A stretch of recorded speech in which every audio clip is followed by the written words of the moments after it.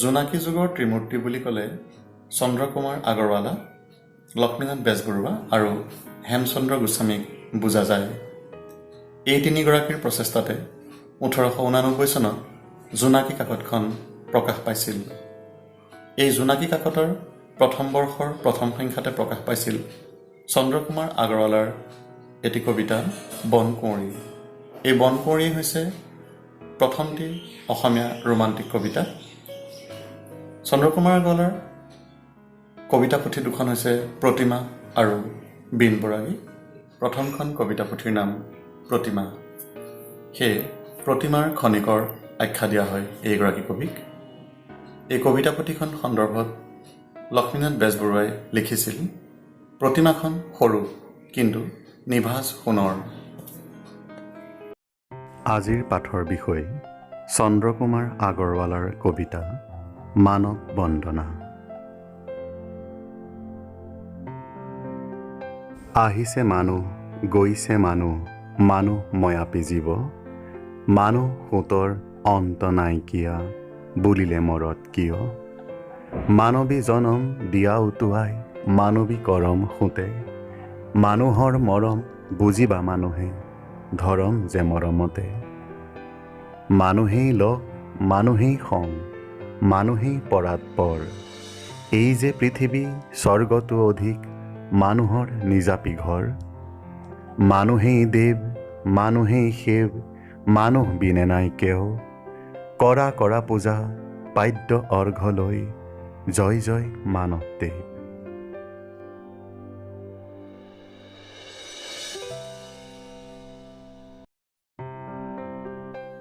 এই পৃথিৱীলৈ মায়া উপজোৱা জীৱ মানুহৰ অহা যোৱা এক চিৰন্তন প্ৰক্ৰিয়া। মানুহৰ সোঁত অন্তহীনভাৱে চলি থকা এই পৃথিৱীক মৰ্ত্য অৰ্থাৎ মৃত্যুলোক কিয় বোলা হয়, তাক লৈও কবিৰ প্ৰশ্ন জাগিছে। কবিয়ে মানৱীয় কৰ্মৰ মাজেৰে, মানৱীয় কৰ্তব্য পালনেৰে জীৱন অতিবাহিত কৰিবলৈ আহ্বান জনাইছে। মানৱীয় কৰ্তব্য পালনতে মানৱী জনমৰ সাৰ্থকতা। মানুহৰ প্ৰতি থকা মৰম বুজিব মানুহেই। ধৰ্মও আছে কেৱল সেই মানৱীয় মৰমৰ মাজতহে। এই পৃথিৱীত মানুহৰ লগ সং কেৱল মানুহেই। সেয়ে মানুহেই পৃথিৱীত পৰাৎপৰ অৰ্থাৎ পৰম সত্য। কবি বধুচণ্ডীদাসৰ সৰ্বশ্ৰেষ্ঠ মানৱীয় বাণী, সবাৰ ওপৰে মানুহ সত্য, তাহাৰ ওপৰে নাই। কবি চন্দ্ৰকুমাৰ আগৰৱালায়ো মানুহকেই পৰম সত্য বুলি অভিহিত কৰিছে।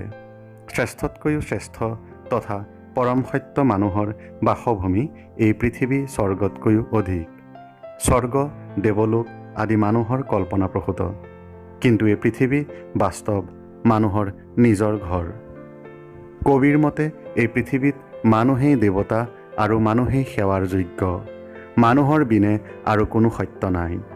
সেয়ে এই পৰম সত্য মানুহকে দেৱতা জ্ঞান কৰি পাদ্য অৰ্ঘ্য আদি দেৱপূজাৰ উপকৰণেৰে পূজা কৰিবলৈ অৰ্থাৎ মানুহৰ প্ৰতি সেৱা আগবঢ়াবলৈ আহ্বান জনাইছে। এইদৰেই মানৱ বন্দনা কবিতাটিত গভীৰ মানৱ প্ৰেমৰ চিত্ৰ এখন স্পষ্ট ৰূপত প্ৰকাশ পাইছে।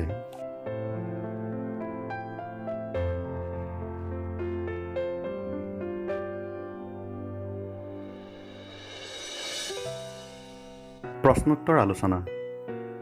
প্ৰতিমাৰ খনিকৰ কাক আখ্যা দিয়া হৈছে? উত্তৰ: কবি চন্দ্ৰকুমাৰ আগৰৱালাক প্ৰতিমাৰ খনিকৰ আখ্যা দিয়া হৈছে। প্ৰতিমাখন সৰু কিন্তু নিভাঁজ সোণৰ কথাষাৰৰ বক্তা কোন আছিল? উত্তৰ: উক্ত কথাষাৰৰ বক্তা আছিল লক্ষ্মীনাথ বেজবৰুৱা। চন্দ্ৰকুমাৰ আগৰৱালাৰ দ্বাৰা ৰচিত প্ৰথম কবিতা পুথিখনৰ নাম কি? কবিতা পুথিখনৰ নাম প্ৰতিমা। এই যে পৃথিৱী স্বৰ্গতো অধিক, মানুহৰ নিজাপি ঘৰ, কবিয়ে কিয় এনেদৰে কৈছে? উত্তৰ: কবিয়ে লক্ষ্য কৰিছে যে মানুহৰ অহা যোৱাৰ সোঁত অন্তহীনভাৱে চলি থকা এই পৃথিৱীত মানুহৰ লগ সং কেৱল মানুহেই। পৃথিৱীত মানুহেই পৰাৎপৰ অৰ্থাৎ পৰম সত্য। স্বৰ্গ মানুহৰ কল্পনাপ্ৰসূত, কিন্তু এই পৃথিৱী বাস্তৱ। সেয়ে কল্পনাসৃষ্ট স্বৰ্গতকৈ এই বাস্তৱ পৃথিৱীখনহে মানুহৰ অতিকৈ আপোন আৰু নিজৰ বুলি কবিয়ে ব্যক্ত কৰিছে। মানৱ বন্দনা কবিতাটিৰ অন্তৰ্নিহিত সাৰমৰ্মৰ আভাস দিয়া। উত্তৰ: মানৱীয় কৰ্মৰ মাজেৰে মানৱীয় কৰ্তব্য সম্পাদনতে মানৱ জীৱনৰ সাৰ্থকতা। মানুহৰ সুখ দুখৰ সংগী কেৱল মানুহেই। এই পৃথিৱীত লগ সং হিচাপে পোৱা এই মানুহেই পৰম সত্য। বাস্তৱৰ পৃথিৱীত মানুহেই দেৱতা। সেয়ে মানৱ সেৱাৰে মানুহৰ জয়গান গাবলৈ জনোৱা আহ্বানেই হৈছে মানৱ বন্দনা কবিতাটিৰ সাৰমৰ্ম।